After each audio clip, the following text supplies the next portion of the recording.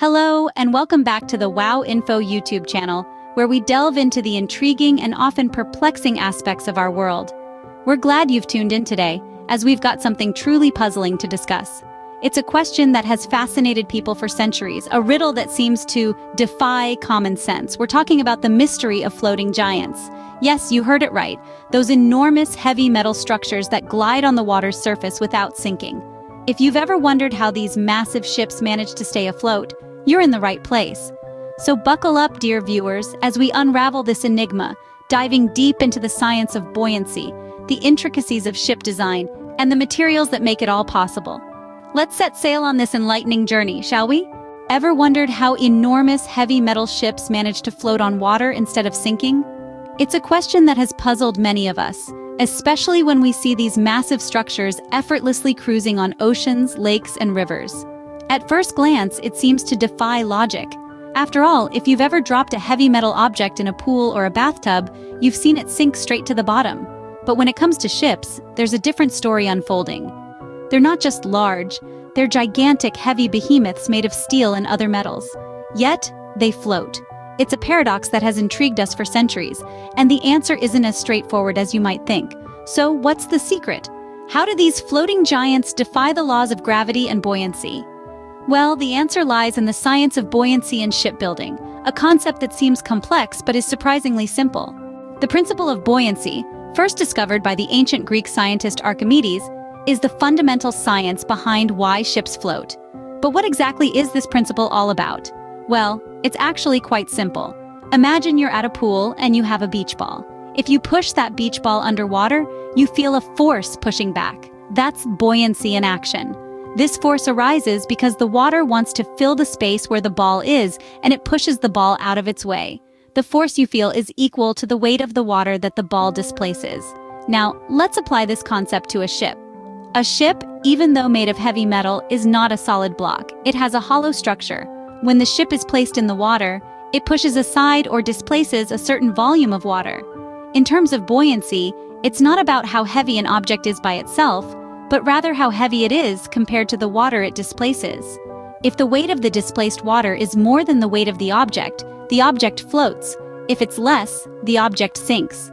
So when you see a massive ship floating, it's not defying the laws of physics, it's actually using them to its advantage. The ship's design, with its large hollow hull, allows it to displace a huge amount of water. The weight of this displaced water is greater than the weight of the ship. So despite the ship being made of metal, the displaced water's weight is enough to counteract the ship's weight, allowing it to float. It's a beautiful example of science in action, allowing us to traverse the vast oceans on vessels of steel and iron. In essence, buoyancy is a balancing act. It's a tug-of-war between the weight of the object and the weight of the water it displaces. The winner of this contest determines whether an object floats or sinks. So, a ship floats because it displaces a volume of water that weighs more than the ship itself. But it's not just about weight and displacement. The design and structure of the ship also play a crucial role. Let's dive into the fascinating world of ship design and how it contributes to these massive structures' ability to float. First up, the shape. Ships are generally long and wide, right? But have you ever wondered why?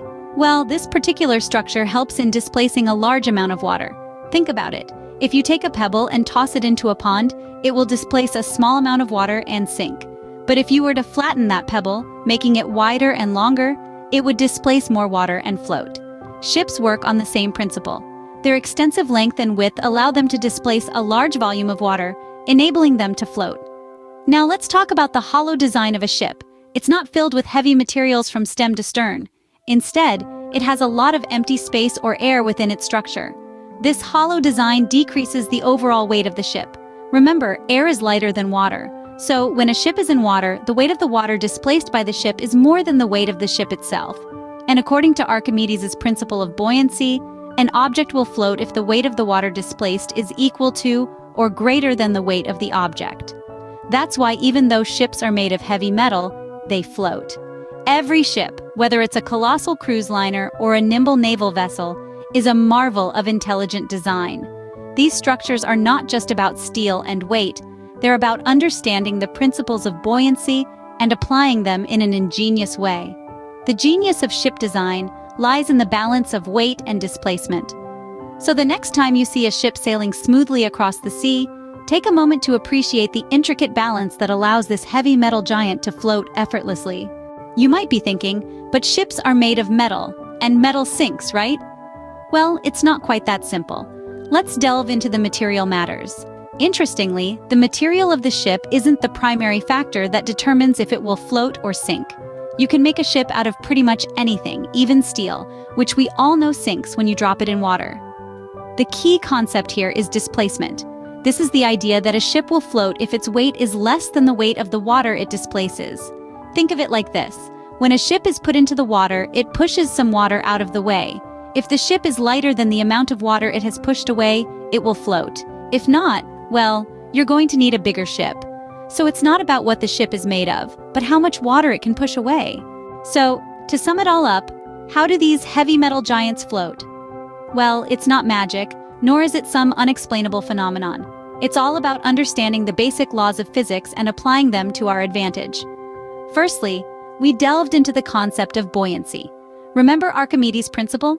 It tells us that any object submerged in a fluid experiences an upward force equal to the weight of the fluid displaced by that object.